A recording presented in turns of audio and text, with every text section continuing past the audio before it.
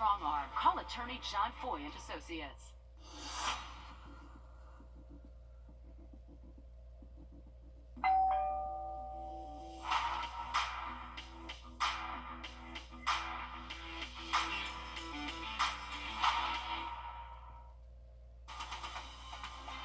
Live from Augusta, you're watching News 12 live at 5. Well, ahead of this weekend's big game, temperatures are set to be nearing record highs, giving you the perfect reason to watch the Super Bowl outside this year. More on your weekend weather coming up in just a few minutes. Good evening and thanks for tuning in. I'm Wrdw. Well, if you've been downtown, you probably noticed plenty of new businesses opening their doors over the last year. Officials say they don't plan on slowing down the growth, with plenty of new housing coming to the area as well. Your Julius Evans joins us live at 5 on Broad Street in downtown Augusta. After speaking to local business owners on what they hope to see. Julius, what did they tell you?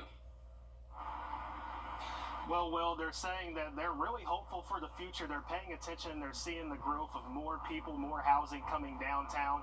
And from all the way from Broad Street, all the way to where downtown Augusta meets the river, there seems to be a new business opening on every corner. And leaders behind downtown Augusta's economic growth says plans are still in motion to make sure that momentum keeps going. Downtown Development Authority says that more than 50 businesses opened their doors in 2024. All ranging from retail, food, and niche stores like yarn and fiber shops. Overall, new business growth is slightly down compared to last year, but with new downtown housing coming, businesses are taking notice of the future. Three Crows Fiber says they see the promise and investment coming to downtown. And there'll be a lot of foot traffic around, and we're real excited to see what the city does with green space as well as sidewalks and things like that to make it convenient. And on News 12 at 6 o'clock, hear from more businesses about what they think about the future growth and what they are really anticipating, as well as you'll learn what types of future stores will be in place in the future. Will? Good to see new businesses coming downtown in the past year, especially with all the crazy weather that we had that's hindered so many things from coming here. Julius, we appreciate the update there from downtown Augusta. Well, just into our newsroom here live at 5, a Richmond County deputy was involved in an accident driving a marked patrol car in downtown Augusta. Officials say the deputy was responding to a call when it was involved in an accident at East Boundary and Broad Street. Of course, we'll continue following this and bringing you updates as we learn more. Riley? All right, thanks for that. Well, taking a look at our high temps so far today across the region, many in just about 10 minutes. Sounds good. Thanks, Riley. Well, the trial against the former district attorney Jackie Johnson is over.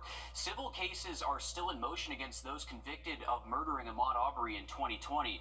Arbery's mother is seeking damage from those convicted. The officers involved, Johnson and the former DA appointed to replace her in the case. Charges against Johnson were recently dismissed, who was on trial for shielding two of Arbery's killers. I thought that we had a guilty verdict. The law is the law, and the judge had to follow the law.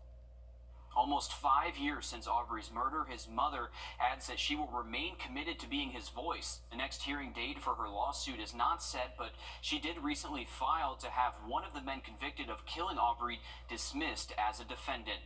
Columbia County students were able to showcase new skills they've learned in the Columbia County Workforce Showcase Competition.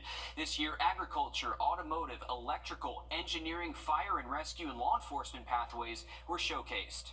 We're very excited to have the students here because it gives them the ability to showcase the skills that they have learned throughout the year or for years that they've been in these pathways in their high school. But we also invite local businesses out here, and it gives the businesses a chance to see what new talent is coming up through our high school. Officials say nearly 120 students were involved in the competition from Evans, Greenbrier, Grovetown, Harlem, and Lakeside high schools.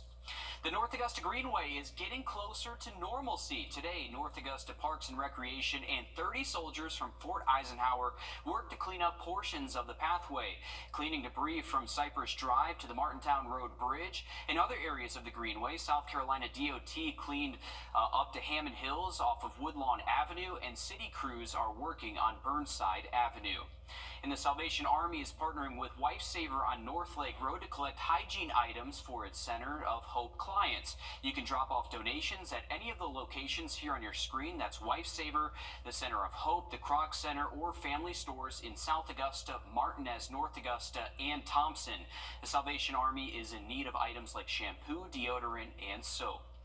Piedmont Augusta is now offering women's heart screenings. Leaders of the program say this is to help promote awareness for heart disease in women that oftentimes can go unnoticed compared to men. Heart disease and stroke cause 1 in 3 deaths among women each year and is the #1 cause of death for women in Georgia. We're just trying to identify risk factors early so that people can be treated early in a stage of prevention before an event occurs. The clinic will be held at the Piedmont Heart at Somerville on Wrightsboro Road here in Augusta. In addition to the screening program, it also includes a support network that includes creating good nutritional habits for women, engaging in reducing stress, and staying physically active. With February being Heart Health Month in the United States, a South Carolina state representative is sharing his story of survival in hopes it could save someone else's life too. Last July, Richland County Democrat Leon Howard woke up in the middle of the night with shoulder pain.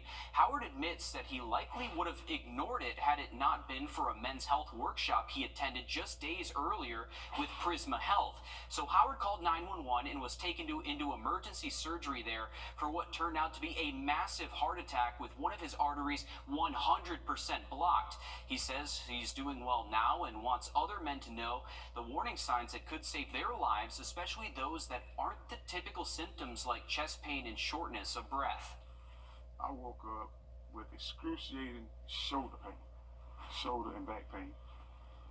Didn't think it would be a heart attack because I had engaged in some physical activity at work early on, so I chalked it up to be that. If you usually don't get really bad indigestion, then that's maybe a sign. Or if you don't really have at baseline any signs or history of shoulder pain, that could be something to be worried about.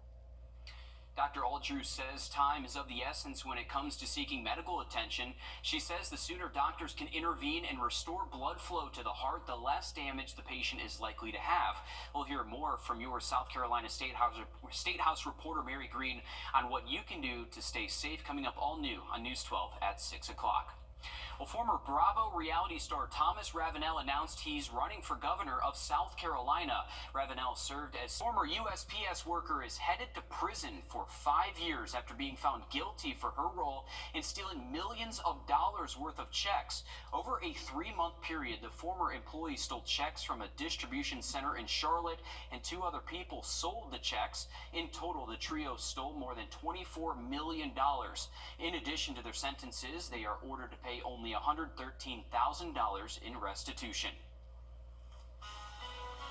And people in Orangeburg, South Carolina are demanding answers as they still deal with washed out roads from storms months earlier. We'll see what leaders had to say at a town hall meeting coming up next. Riley. 81 the official high this afternoon here in Augusta, just 4 degrees shy of a record high. I think we'll be even closer to records this weekend. Have a full look at the forecast just after the break. Time and temp, brought to you by your First Alert weather team. It's the coldest time of year in the CSRA. To stay up to date on anything winter weather to severe weather, download our First Alert weather app to get the most accurate forecast in our area. On now. I look at her and I see my future.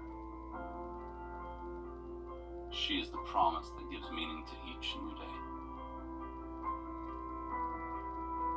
Her love holds us close and guides us. She is, and always will be, my everything. I celebrate her with a jeweler that I trust, and that's Windsor. The countdown is on. Don't miss the final days of the moving sale at the Interiors Market. With 70 to 90% off, you don't want to miss these deals. We are restocked from the warehouse for the very last time. From sofas to lighting and gorgeous accents, there's something for every style. But hurry, when it's gone, it's gone. Visit the Interiors Market before this chapter is closed. Sale ends February 22nd. Don't wait. Well, Welcome back to News 12. All right, thanks, Raleigh. Months after Tropical Storm Debbie, Hurricane Helene, and the Edisto River flooding, roads in Orangeburg are still washed out. People in the community want answers as to when the roads will be repaired. Derek Rush has more on what leaders had to say. I'm approaching being physically sick about this. There needs to be something done in a quicker fashion than what's happening right now. Desperate for answers, When we go back to start fixing these roads and these bridges, anybody have a timetable where people can actually get back to normalcy? the Orangeburg, Calhoun, and Lexington communities showed up in numbers, pressing federal, state, and local agencies for answers on when they could see some repairs from last year's natural disasters. We're not going anywhere. Damage from Helene and the Edisto River flooding, dismantling roads. The State Emergency Management Division estimating more than $11 million in damages across the region from the Edisto River flooding alone, from multiple dam failures. Yeah, we regulate about 2,200 dams across the state. And most of you are probably sitting there thinking, well, there's more than 2,200 dams in this county. Well, there are. One of the biggest questions left to be answered: when will the roads be fixed? Currently, we're looking at moving forward with a temporary repair. Speaking to timeline, though, our ultimate goal is to have US 178 open by June because it is a hurricane evacuation route. Town Hall organizer and South Carolina House Representative Jerry Govan Jr. viewing this as the first step in an uphill climb to repair District 93. But the fact of the matter is this: we are experiencing some unprecedented weather. We need to get out in front of this.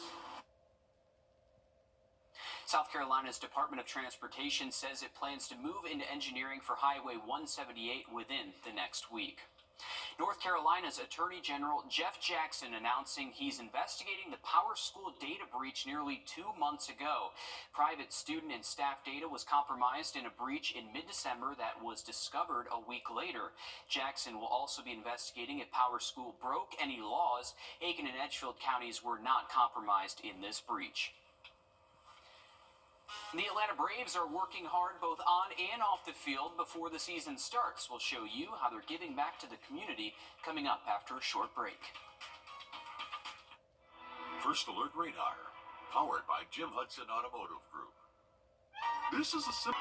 We're used to forecasting weather here on Earth, but did you know there's scientists that forecast space weather? There's a whole universe to discover if we only looked up at night. We're on your side, exploring the sky and beyond. It's the First Alert Weather Space Special. Tune in February 7th at 3 p.m. and February 8th at 7 p.m.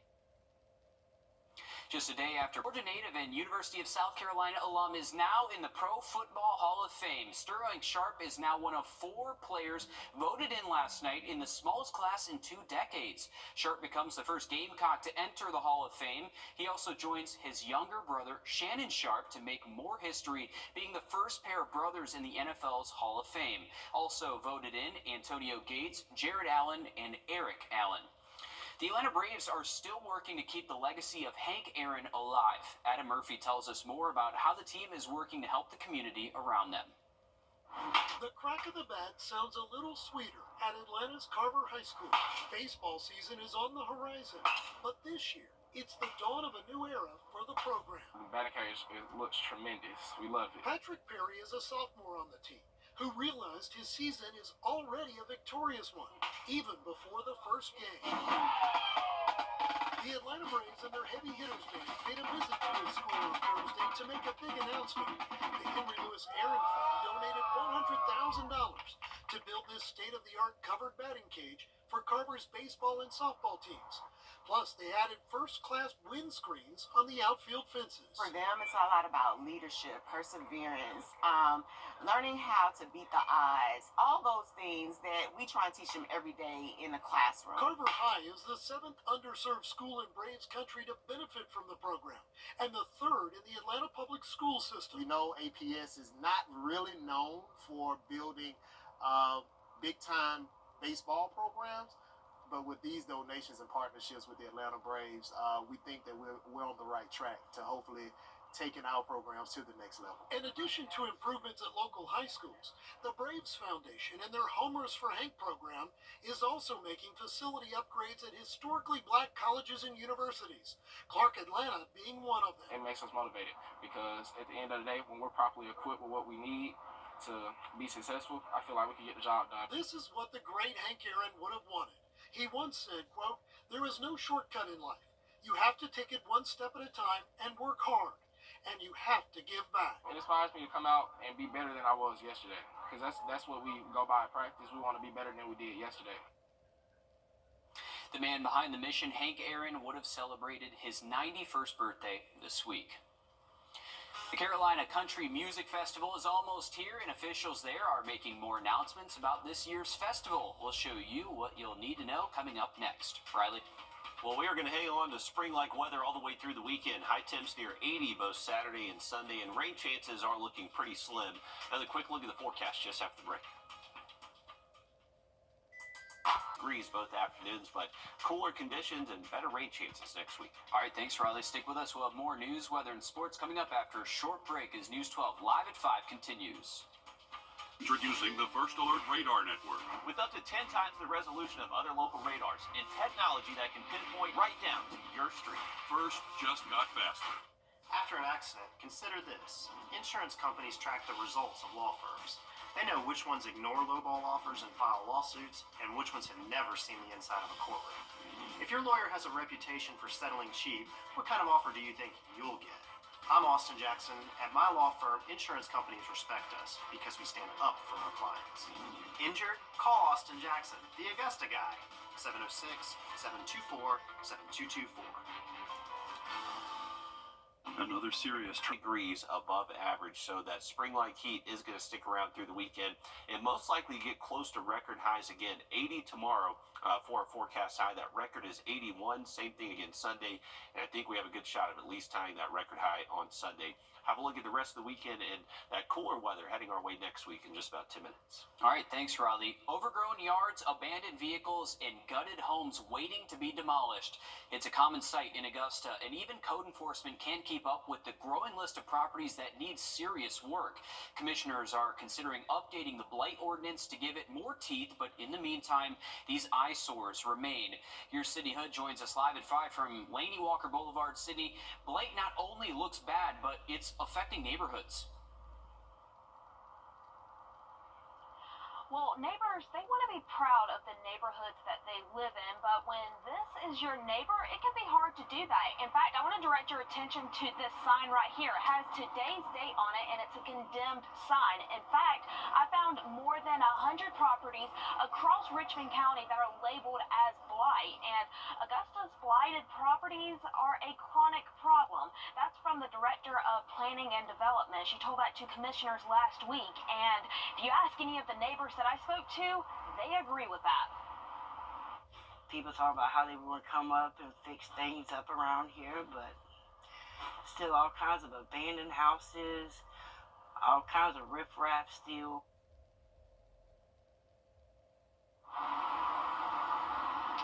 And in a matter of 2 months, I also found that code enforcement responded to nearly 270 code violations all across the county. That's everything from blight to overgrown grass to abandoned vehicles. Now, coming up all new on News 12 at 6 o'clock, the change neighbors want to see come from city leaders in terms of how they address buildings like this one behind me. All right, thanks, Sydney, for staying on top of that. Of course, we'll continue to keep you guys updated as we learn more with the blight ordinance. Well, Georgia's Secretary of State is asking the new Attorney General to throw out an old case over voting rights. Senate Bill 202 passed in 2021. It required voter ID and limited access to absentee voting and ballot drop boxes. Some voting rights advocates called it Jim Crow 2.0. Fallout over the changes led to the MLB All-Star Game pulling out of Atlanta, which Raffensperger said cost the state millions in revenue. He said all the anxiety about voter suppression didn't pan out. Over 90% of Georgia voters had confidence in the 2024 election, and a record 5 million Georgians voted. Raffensperger says dragging out the suit could cost millions in taxpayer dollars, while voting advocates are ready to keep fighting. We're still spending taxpayer dollars. We'll probably spend another $1 million just getting this to finally we get a decision. Frankly, Secretary Raffensperger is attempting to take advantage of a new administration. I think the reasons that it's important to see this through to the end are the same reasons it was important to file in the first place, and that's to protect the right to access the ballot for every Georgian. Raffensperger did file a motion to dismiss the case early on, but it was not granted. That was through the courts, though. The Attorney General can dismiss the case outright if she wants to.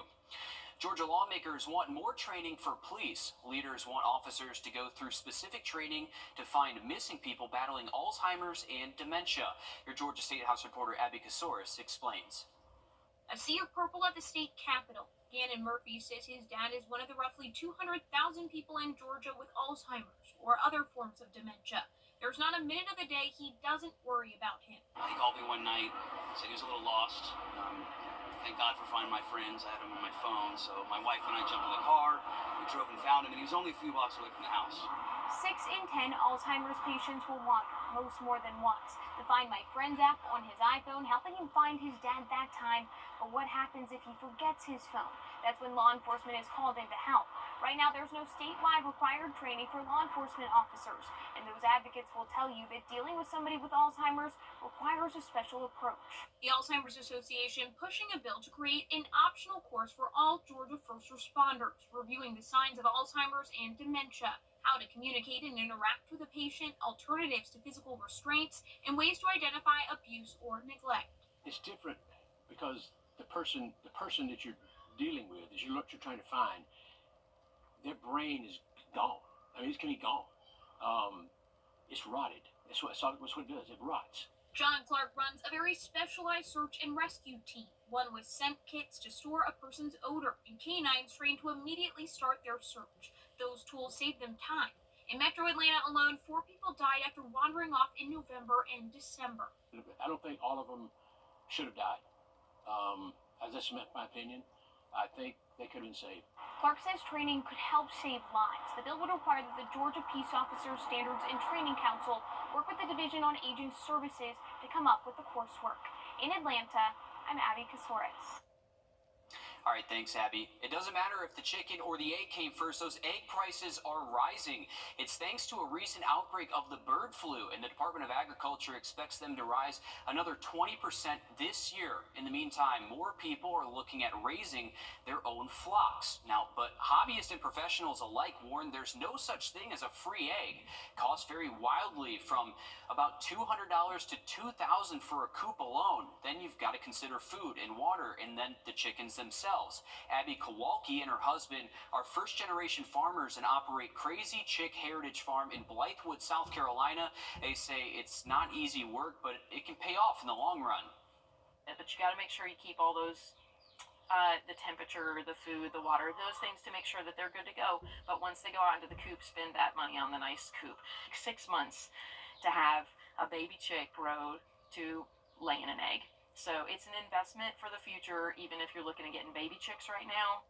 And remember to check your town or city ordinance. Some don't allow backyard coops at all or want you to pay for a permit first. Nearly half of all kids in the United States suffer from some form of tooth decay. That's why today Augusta University's Dental College hosted its annual Give Kids a Smile Day. Underserved kids in our community got free dental care as part of a movement created by the American Dental Association. Dental health is often a predictor of overall health, and we like to say that you're not really truly healthy if your mouth is not in good shape. And again, everything that we see is so preventable. So if we can get them early and have their mouth in good shape, we hope that will translate to them also taking good care of themselves overall. Across Georgia, more than 20 events are scheduled this month to help kids get free dental care. That totals to about $193,000 in free care for about 2,000 kids, thanks to more than 120 volunteers. If you want more information on how to take care of your kid's smile and prevent tooth decay, you can go to mouthhealthy.org. Still ahead, what happens to students with disabilities and special accommodations if the Department of Education disappears? What it could impact coming up after a short break. Riley? And rain chances will stay below 30% through the weekend and at least through Monday. But as we head towards the middle of next week, rain chances going up, temperatures going down. I'll look at that forecast just after the break. Time and Temp, brought to you by your First Alert weather team. This is not you. Temperatures will be much cooler, but still technically above average most days next week. All right, thanks, Riley. Some Republican lawmakers in D.C. are bringing back a bill that would scrap the U.S. Department of Education. Questions linger on how this will impact states at the local level and if students with disabilities, accommodations, and other resources will be impacted. Naomi Papa spoke with one parent who worries about their next steps if Trump's campaign promise is fulfilled. To understand what the South Carolina Most of us do not spend enough time thinking about all of the dangers lurking on the internet. But there's a special day set aside to help us do just that. I'm Jamie Tucker. I'll have the story coming up. First Alert Radar, powered by Jim Hudson Automotive Group. We spend hours online each day, and while we're aware of some of the scams and dangers, there's so much more that we don't know exists. As your consumer tech reporter Jamie Tucker explained, there's a special day set aside each year to highlight these dangers. And when Safer Internet Day started back in 2004, the biggest threat was really email scams from Nigerian princes. It's a lot more sophisticated now with AI, misinformation, and more apps than we can count. So this is a cradle-to-grave effort on our part and others to try to make sure everyone is safe online, but of course especially young people because of their vulnerability and their age, but all of us need to be careful. Larry Maggot founded ConnectSafely.org and takes the lead along with the PTA on the Global Safer Internet Day in the United States. The group will have a live public webinar on Tuesday for the event that takes place on the second Tuesday of every February. And there are also lesson plans available, conversation starters, and videos that families can use. We're suggesting that on Tuesday, Safer Internet Day, and for that matter, anytime, you have a conversation, not an inquisition, not a lecture, but a conversation with your family. If you don't have kids, have that conversation at work with your colleagues or your friends over coffee. It doesn't have to be formal. It doesn't have to be complicated. Just talk to people about what they're doing online, what they're doing to protect themselves. And with your kids, talk about the positive things. What's exciting them? What do they love? And how do they make sure they're staying safe? And that is the whole idea, getting everyone together around the world to focus on educating ourselves and knowing how to react when you, a family member, a friend, or a business associate runs across something dangerous online. Those scammers are always running one step ahead. That's What the Tech. I'm Jamie Tucker. Well, it's Friday night in the CSRA, and high school hoops will be tipping off shortly. Our sports team is ready to bring you everything you need to know before you head out to the stands. Alyssa. Yeah, for many of our high school teams, the end of the regular season schedule is tonight. 90 minutes of play will be the difference between hosting the region tournament or hitting the road. Laney, Burke County, Butler, and Thompson are all within one game of each other atop the 2A Region 4 standings. Laney is over in BC territory tonight, and that's where we find Joe Doring. Joe, big doubleheader over there tonight. Yeah, it sure is, Alyssa. Time is really flying by. As you mentioned, a lot of schools across the CSRA have already wrapped up their regular seasons, but right here at Burke County, we've got one more regular season finale to get to, and it's senior night as the girls get ready to take on each other in about 15 minutes, I'd say, here at 6 o'clock. We're going to be in store for a very good game. Both of these teams have had a little rough sledding this season. Laney sits in 4th place in the region standings, and Burke County right behind them in 5th. The cool thing is, next week in the round 1 of the region playoffs, they're going to face each other for a 3rd time this season. So this is the regular season finale. They are going to be looking to carry some momentum going into the playoffs next week, but they are going to get to face each other one more time ahead of the postseason. Last week, Laney beat us by 4 or 6 points, and we're looking for a little redemption. And to me, the best region in the state. So with that being said, hopefully with those power rankings and with the win tonight and a win next week, we can get into the state playoffs. So it's more about positioning ourselves for the state playoffs.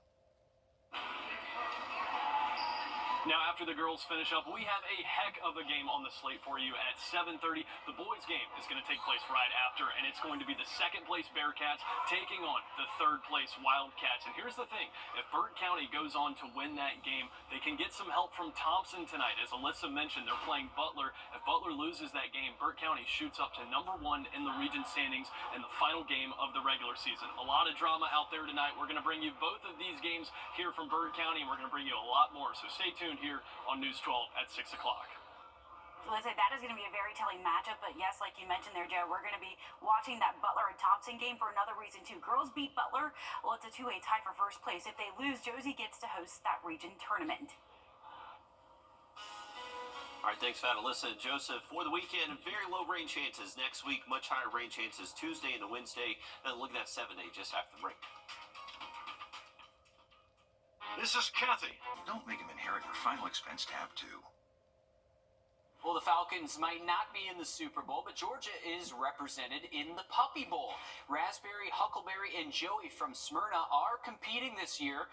They're with Bosley's Place Rescue, who's had pups appear in 3 previous Puppy Bowls, rather. The referee of the Puppy Bowl says the game is about more than just watching the cute puppies. It's about raising awareness for all of the animals in need of loving homes. The pups there are in 2 groups, Team Rough and Team Fluff. You can watch the game on Animal Planet Sunday, starting at 2 p.m. Some good-looking pups up there, Riley. Definitely so well, and I'm sure they'll be tuned in for many television stations across the country here. Always a good time here with the Puppy Bowl, and I believe that's on Discovery this year. Do we mention that? Animal Planet. Animal Planet. All right, here we go. For the weekend, stray shower chance, near record high temps. Looking good for watching the big game here locally. We were more worried about the Puppy Bowl anyways, right? That's what we were. All right, stick with us. We're back with more after a short break. It's the coldest time of year in the CSRA. To stay up to date on anything winter weather to severe weather, download our First Alert weather app to get the most accurate forecast in our area. I was driving back from Hilton Head late one night when a deer came out of the woods directly in front of my car. I hit the deer head on. Even hitting the deer at full speed, the car completely absorbed the impact, and I was 100% fine the next day. I decided to buy a Subaru because I have always heard that they are the safest vehicles on the road. If you're looking for a Subaru, I cannot recommend Gerald Jones Subaru enough. After my accident, they got me a great settlement. Wow, it sounds like your insurance company really took care of you. Are you kidding me? Those guys are a bunch of clowns. Denied? I got your settlement right here. Your claim denied. I called George Sink Injury Lawyers. Call us today, and we'll put an end to the games and gimmicks and get you the biggest recovery possible. Get your Sink Law Firm on the line. Call 999-999. Are you looking for accurate forecast in our area? I was driving back from Hilton Head late one night when a deer came out of the woods directly in front of my car. I hit the deer head on. Even hitting the deer at full speed, the car completely absorbed the impact, and I was 100% fine the next day. I decided to buy a Subaru because I have always heard that they are the safest vehicles on the road. If you're looking for a Subaru, I cannot recommend Gerald Jones Subaru enough. After my accident, they got me a great settlement. Wow, it sounds like your insurance company really took care of you. Are you kidding me? Those guys are a bunch of clowns. Denied? I got your settlement right here. Your claim denied. I called George Sink Injury Lawyers. Call us today, and we'll put an end to the games and gimmicks and get you the biggest recovery possible. Get your Sink Law Firm on the line. Call 999-999. Are you looking for a